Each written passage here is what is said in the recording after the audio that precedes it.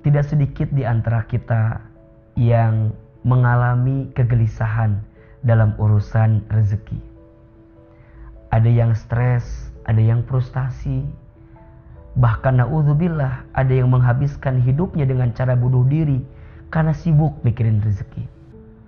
Padahal kalau kita bicara tentang rezeki, maka kita tidak boleh khawatir dengan rezeki. Kenapa? Karena rezeki itu adalah sesuatu yang sudah pasti dijamin oleh Allah, dan kita selama hidup di dunia kita akan memperoleh rezeki tersebut. Hanya barangkali yang belum terjamin adalah keberkahan daripada rezeki itu. Maka pada kajian kali ini ada beberapa prinsip tentang rezeki yang harus kita pahami agar kita bisa lebih tenang dalam memahami urusan rezeki, dalam menyikapi urusan rezeki. Yang pertama yang harus kita pahami adalah rezeki itu sudah dijamin. Rezeki sudah tertakar, tak mungkin tertukar. Di dalam Al-Quran surat Al-Baqarah, di dalam Al-Quran surat Hud ayat 6, Allah Subhanahu wa taala berfirman, A'udzubillahi minasyaitonir rajim. Bismillahirrahmanirrahim. Wa ma min dabbatin fil ardi illa 'alallahi rizquha. Dan tidak ada makhluk yang hidup di muka bumi. Dia bergerak, dia bernyawa, dia bernapas. Bahkan makhluk yang melata sekalipun ketika dia hidup di muka bumi, illa kecuali 'alallahi rizquha, dijamin oleh Allah rizkinya. Dari ayat di atas kita diyakinkan bahwa selama kita hidup, selama itulah Allah masih memberikan rizki kepada kita. Bahkan Nabi SAW menegaskan kepada kita, Ya ayyuhan nas, inna ahadakum lan yamuta hatta yastakmila rizqahu. Sesungguhnya di antara kamu sekalian tidak akan pernah diwafatkan oleh Allah sampai sempurna rizkinya, sampai habis rizkinya. Artinya apa? Artinya selama kita masih diberikan kesempatan hidup, bisa bernafas, bisa bergerak, maka di saat itu masih ada catatan rezeki yang Allah siapkan untuk kita, yang Allah berikan kepada kita. Maka kita tidak boleh khawatir tentang rezeki, tidak boleh gelisah tentang rezeki, karena rezeki adalah sesuatu yang sudah pasti, yang sudah dijamin oleh Allah. Dan selama kita hidup, maka selama itu pula lah Allah masih hadirkan rezeki untuk kita. Yang kedua, rezeki harus dijemput. Walaupun rezeki sudah dijamin, tapi mohon maaf, kita diperintahkan oleh Allah untuk menjemput rezeki tersebut. Sebagaimana di dalam Al-Quran surat Al-Baqarah ayat 168, Allah Subhanahu wa taala berfirman, A'udzubillahi minasyaitonir rajim. Ya ayyuhan nas, kulu mimma fil ardi halalan thayyibah.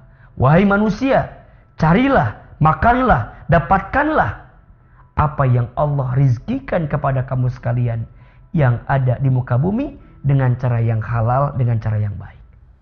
Maka perintah berikhtiar itu, perintah berusaha itu adalah merupakan kewajiban kita kepada Allah.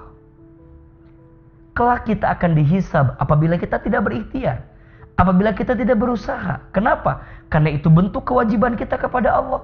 Hanya catatannya adalah ketika kita berikhtiar, carilah yang halal, carilah yang baik. Kenapa? Karena yang halal itu menenangkan, yang halal menyehatkan, yang halal bisa mengantarkan kemuliaan. Halal itu bawa kebaikan bagi kita. Maka hati-hati ketika kita mengambil yang tidak halal, maka itu adalah perkara yang mengundang keburukan dalam kehidupan kita. Sungguh kata Nabi SAW, tidak akan pernah tumbuh dari harta yang haram kecuali apa? Api neraka bagi dirinya. Na'udzubillahi min dzalik. Maka ikhtiar silahkan, usaha silahkan. Yang berdagang, dia berdagang. Yang bekerja, dia bekerja. Yang bertani, dia berkebun. Yang ada di sawah, maka kemudian dia di sawah. Itu merupakan bentuk ikhtiar kita sebagai bentuk pemenuhan kewajiban kita kepada Allah. Sebagaimana Allah sampaikan dalam ayat lain, surat Al-Mulk ayat 15. Apa kata Allah? Huwallazi ja'ala lakumul arda zalulan famshu fi manakibiha wa kulu min rizki wa ilaihin nusyur. Dialah Allah yang menjadikan bumi ini luas untuk kamu jelajahi, untuk kamu tempuh. Maka apa perintahnya? Famshu fi manakibiha. Maka berjalanlah di muka bumi ini. Kemudian wa kulu min rizki, dan makanlah sebagian daripada rezeki yang Allah siapkan untuk kita. Wa ilaihin nusyur, dan kepada Allah lah kita akan dikembalikan. Maka jangan pernah berhenti untuk berusaha. Dan jangan berusaha untuk berhenti. Kenapa? Karena usaha, ikhtiar itu kewajiban. Sedangkan rezeki itu kejutan. Hanya doa yang bisa merubah segalanya. Maka nanti ada yang kedua. Selain ikhtiar bumi, selain ikhtiar dunia dalam urusan pekerjaan kita, maka nanti hadirkan ikhtiar langit. Dengan cara apa? Tingkatkan ketakwaan kita kepada Allah. Wa may yattaqillaha yaj'al lahu makhraja wa yarzuqhu min haitsu la yahtasib. Barang siapa yang bertakwa kepada Allah, maka niscaya Allah akan tunjukkan jalan keluar kepadanya. Dan Allah juga akan berikan rizki dari jalan yang tidak disangka-sangka. Maka jika kita ingin mendapatkan rizki yang baik, ingin mendapatkan kemudahan dalam urusan rizki, tingkatkan ketakwaan kita. Apa itu takwa? Ketundukan, kepatuhan kita kepada Allah untuk menjalankan setiap apa yang Allah perintahkan dan meninggalkan apa yang Allah larangkan dalam kehidupan kita. Maka ada beberapa amalan yang bisa menghadirkan ketakwaan kita kepada Allah agar rizki kita dimudahkan. 1, sholat. Sesibuk apapun kita, jangan pernah meninggalkan sholat. Karena sholat itu adalah tiang agama bagi kita. As-sholatu imaduddin, faman aqamaha faqad aqamaddin, wa man tarakaha faqad hadamaddin. Barang siapa ya yang tegak sholatnya, maka tegak agamanya. Barang siapa yang sering meninggalkan sholatnya, maka hancur agamanya. Karena sholat itu adalah tiang agama bagi kita. Bahkan Masya Allah, di dalam surat Toha ayat 132 disebutkan kualitas sholat kita menentukan kualitas rezeki kita. Allah berfirman, wa'mur ahlaka bis sholat, dan perintahkanlah keluargamu untuk sholat. Wastabir alaiha, dan bersabar-sabarlah dalam mendirikan sholat itu. Jika sudah sabar, jika sudah benar, jika sudah baik, apa kata Allah? La nas'aluka rizqan, jangan pernah bertanya tentang rezeki. Kenapa? Nahnu narzuquka, kami yang akan menjamin rezekimu. Wala akibatu littaqwa, sebagai bentuk akibat dari sholat yang kau hadirkan kepadaku, kata Allah, dari ketakwaan yang kita hadirkan kepada Allah subhanahu wa ta'ala. Yang kedua, sedekah. Ma naqasat min malin sedekah, tidak akan pernah berkurang harta yang kita sedekahkan. Bahkan ketika kita bersedekah, Allah akan tambahkan. Ada filosofi namanya terima kasih. Apa artinya? Seberapa banyak yang ingin kita terima tergantung seberapa banyak yang kita kasih. Makin banyak yang kita kasih, maka insya Allah semakin banyak yang kita terima. Dan tidak akan pernah miskin harta yang kita infak sedekahkan.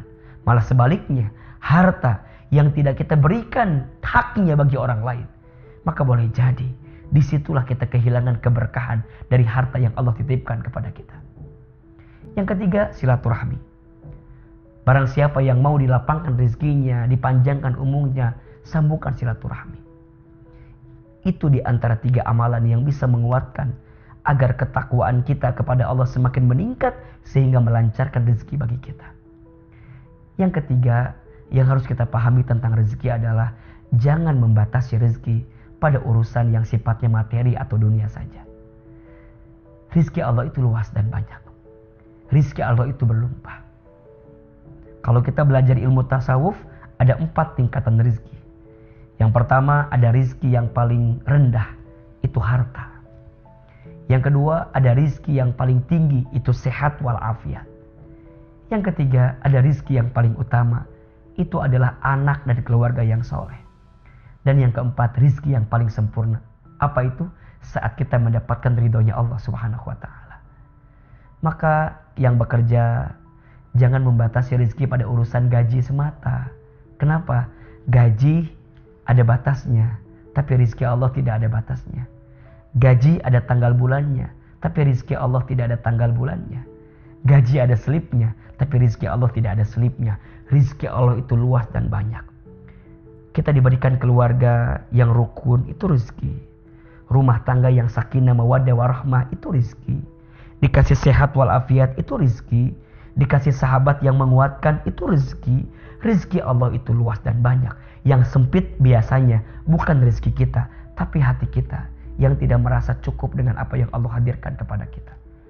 Maka konsep yang keempat, belajarlah tawakal dalam urusan rezeki. Ikhtiarlah maksimal, tapi hasilnya kita serahkan kepada Allah. Karena Allah yang lebih tahu mana yang terbaik untuk kita. Wa may yatawakkal 'ala Allah fahuwa hasbuh. Dan barang siapa yang bertawakal kepada Allah, maka Allah akan cukupkan bagi dirinya. Masya Allah. Mudah-mudahan kita bisa lebih tenang dalam memahami urusan rezeki. Ada 4 prinsip atau ada 4 konsep tentang rezeki yang harus kita pahami agar kita lebih tenang dalam urusan rezeki. Yang pertama, rezeki sudah dijamin. Yang kedua, rezeki harus dijemput. Yang ketiga, rezeki harus dipahami secara lebih luas. Bukan tentang seberapa yang kita miliki, tapi tentang nikmat yang bisa kita rasakan. Itu rezeki. Bukan tentang apa yang kita miliki, tapi tentang rasa yang bisa kita nikmati. Itu rezeki. Dan yang keempat, belajarlah tawakal dalam urusan rezeki. Barang siapa yang bertawakal kepada Allah dengan sebenar-benarnya tawakal dalam urusan rezeki, maka dia akan mendapatkan rezeki seperti seekor burung yang keluar di pagi hari dalam keadaan perutnya kosong dan pulang di malam hari atau di sore hari dalam keadaannya perut yang kenyang. Mudah-mudahan Allah anugerahkan kepada kita rezeki yang berkah, rezeki yang halal, rezeki yang thayyib, dan dengan rezeki itu bisa mengantarkan kita lebih dekat dan taat kepada Allah Subhanahu wa taala.